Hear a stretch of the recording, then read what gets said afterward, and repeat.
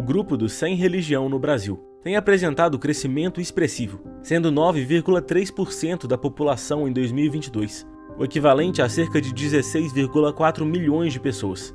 Entre os jovens brasileiros, a espiritualidade continua presente, mas assume formas mais subjetivas e desvinculadas de instituições religiosas tradicionais. 75% dos jovens de 16 a 24 anos dizem acreditar em Deus ou em alguma força superior, mesmo entre aqueles que se declaram sem religião. Essa adesão revela uma tendência crescente à religiosidade difusa, muitas vezes marcadas por práticas individuais genéricas e sincretismos pessoais, à luz do capítulo 3 do Pacto de Lausanne, que afirma que Jesus é o único mediador e o único nome pelo qual importa que sejamos salvos. Como proclamar essa singularidade sem arrogância, mas também sem diluição?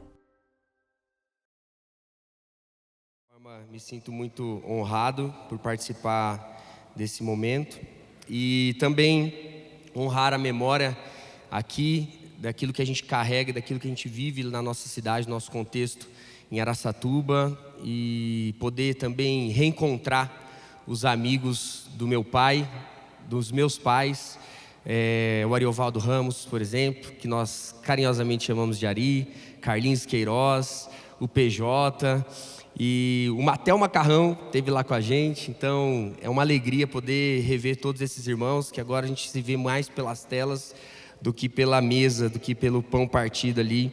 Mas Deus nos deu a graça de construir uma história muito linda, e eu quero honrar isso e agradecer. Assim, para mim já valeu o encontro. Daqui para frente eu posso ir embora feliz já, porque deu tudo certo. Beleza? Glória a Deus por isso. Irmãos, eu estou muito feliz por estar aqui, e esse tema, ele é um tema muito importante. Eu tive contato com o Pacto Lausanne estudando na pós-graduação da FLAM, da Faculdade Latino-Americana, no curso de Teologia de Missão Integral. E quem administrou essa aula para nós foi o pastor Ricardo Bitum, e foi muito impactante para mim, marcou muito a minha vida, e é maravilhoso ter a oportunidade da gente refletir, depois de 50 anos, revisitar esse conteúdo e permitir que esse conteúdo fale aos nossos corações e nos convoque ao compromisso da nossa comissão, do nosso desafio como igreja, como corpo de Cristo, de anunciar o Evangelho. Quando nós olhamos para a igreja brasileira, nós vemos que a igreja brasileira, ela fala muito a respeito do avanço. Nós precisamos avançar, nós precisamos alcançar os lugares, nós precisamos ocupar os espaços, mas a reflexão que eu tenho feito esses dias é que nós precisamos retomar, na verdade, retroceder em alguns avanços que nós fizemos. Retroceder não no sentido intelectual, não no sentido missional, mas retroceder no sentido da essência e da gente se libertar dos equipamentos que ocuparam os verdadeiros propósitos da comunidade cristã estabelecida pelo próprio Jesus Cristo, desde a igreja de Atos, a igreja primitiva. E esse tema é um tema que eu gostaria de dar uma resposta, juntamente com todos os irmãos aqui, uma resposta brasileira a esse tema, tentar entender um pouco qual é o contexto da nação brasileira, qual é o contexto da juventude, qual é o contexto desse paradoxo entre crescimento de números de cristãos no Brasil, com um novo título de desigrejados, com os novos títulos de como pessoas, como jovens que dizem crer em Deus, mas já não se adequam a nenhuma instituição, a nenhum padrão religioso, institucional.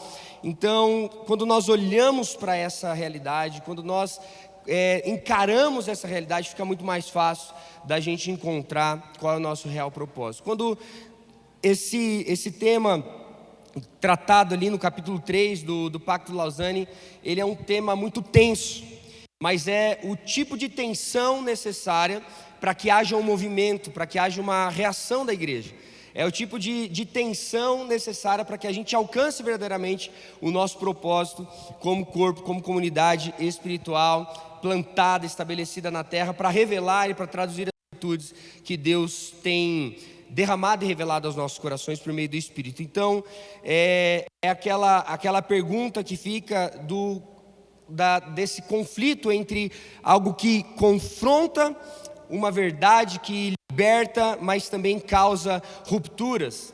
É um questionamento, é um tipo de tensão que carrega uma verdade tão bela quanto dura. É isso que nos movimenta na direção daqueles que o Pai deseja encontrar, os filhos que o Pai deseja encontrar na nossa missão.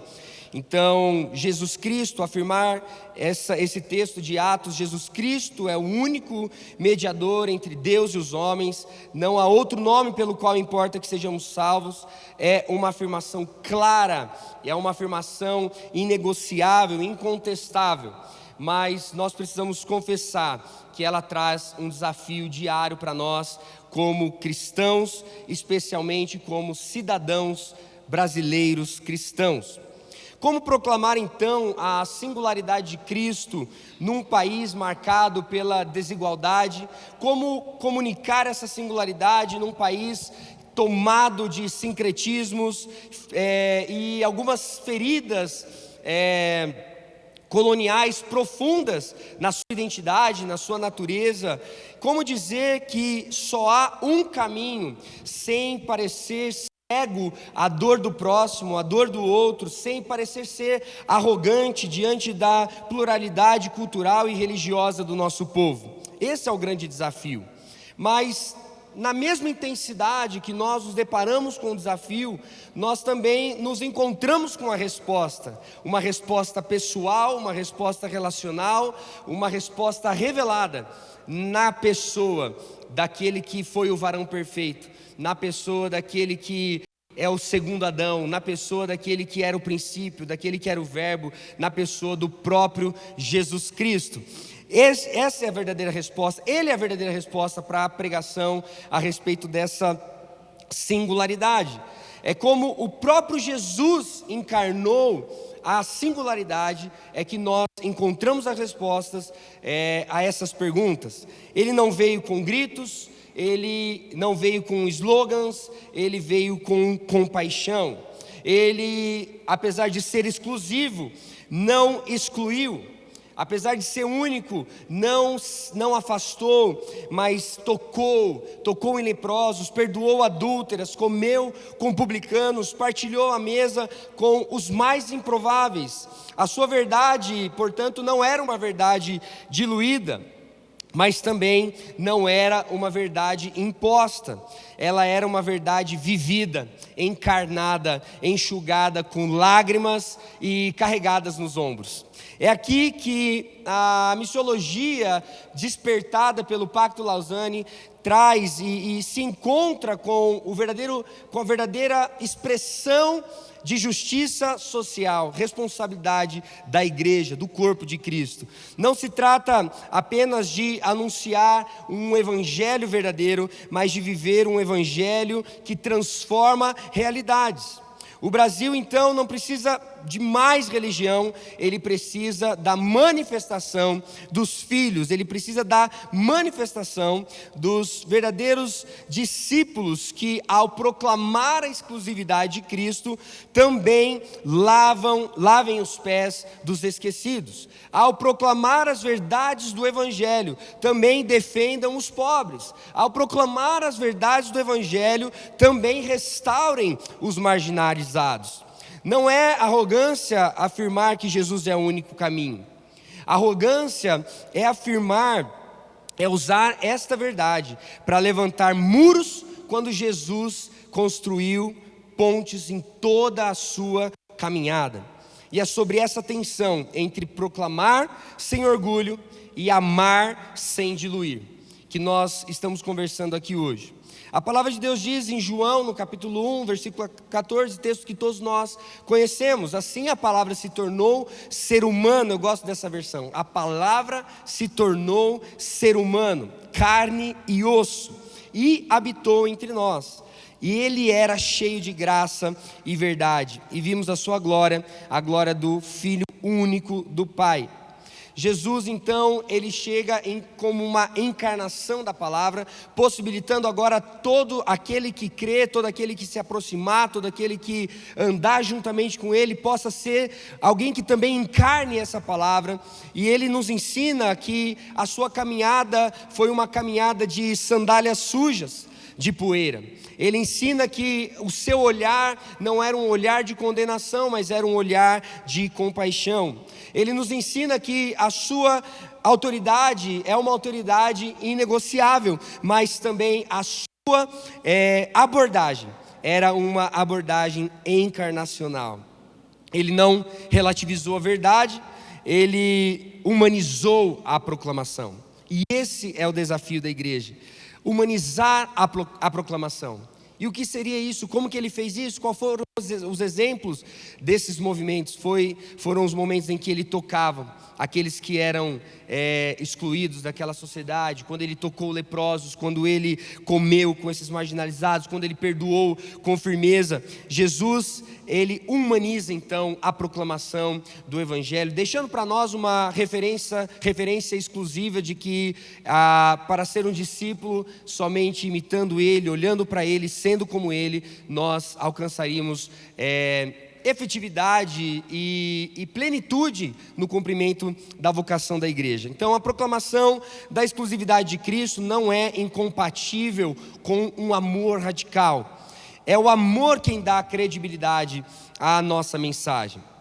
Só que existe um Brasil real, existe um contexto real, e a igreja brasileira cresceu, ela influenciou, ela expandiu, mas ela ainda está em fase de amadurecimento. Num país onde nós temos milhões de pessoas passando fome, onde nós encontramos ainda um racismo estrutural, onde nós nos deparamos com uma juventude encarcerada e marginalizada, onde nós deparamos constantemente em crises políticas, crises morais, não é mais possível uma igreja que grita doutrinas. Não é mais possível uma igreja que se cala diante de tanta injustiça.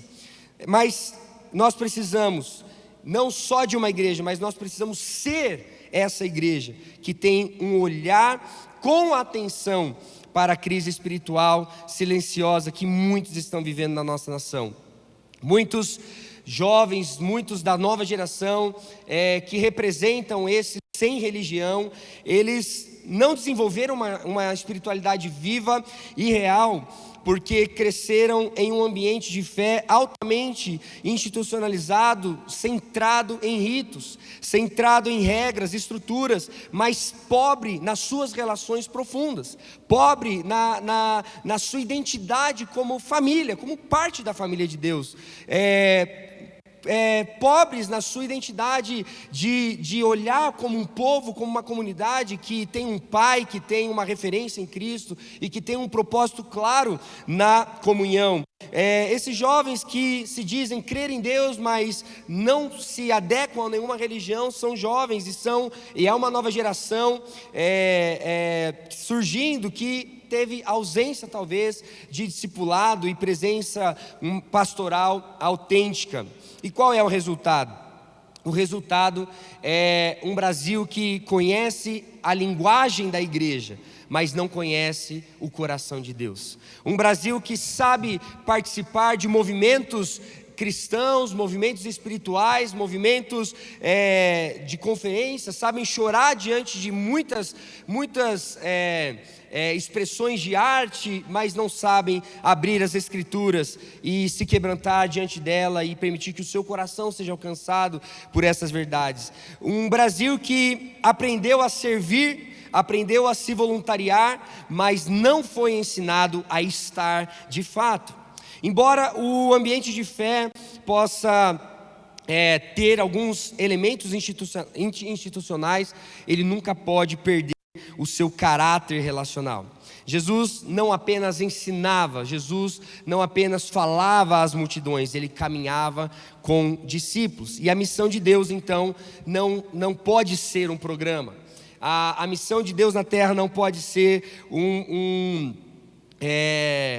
um proselitismo, mas sim uma jornada relacional de transformação.